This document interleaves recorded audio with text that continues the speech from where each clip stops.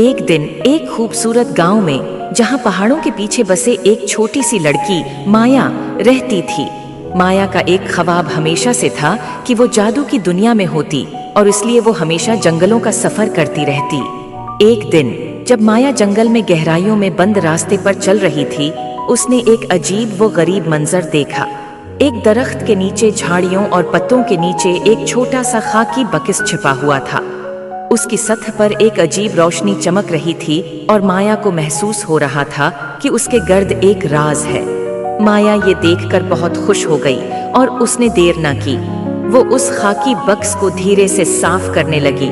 जैसे ही माया ने उसे खोला, एक नर्म सोने की रोशनी बाहर आ गई। बक्स में एक छोटा क्रिस्टल गेंद लटक रही थी, जो महसूस हो रही थी जैसे वो दिल से जलते हुए हों। माया ने गेंद को हाथ में लिया और उससे एक अजीब रोशनी महसूस की। अचानक दुनिया घूमने लगी और फिर उसने महसूस किया कि वह एक जादुई जंगल में है। वहां दरख्त बातें कर रहे थे और रंगीन फूल हवा में नाच रहे थे। माया ने एहसास किया कि वह एक दुनिया में आ गई है जहां हैरत अंगेज चीजों का राज है।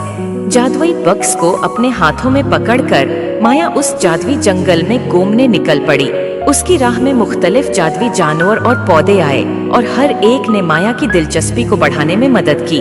आखिरकार माया जादुई जंगल के दरमियान तक पहुंच गई। वहां एक शानदार क्रिस्टल का महल था, जिसकी टावरें धूप में चमक रही थीं, और इस सब के बीच में एक अक्लमंद बुजुर्ग खड़ा था जो जंगल के जादू का मुहाफिज था।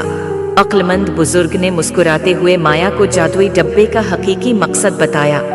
ये जंगल के कदीम मुहाफिजों का तहफा था, जो खालिस दिल और बहादुर रूह वालों को सौंपा जाता था।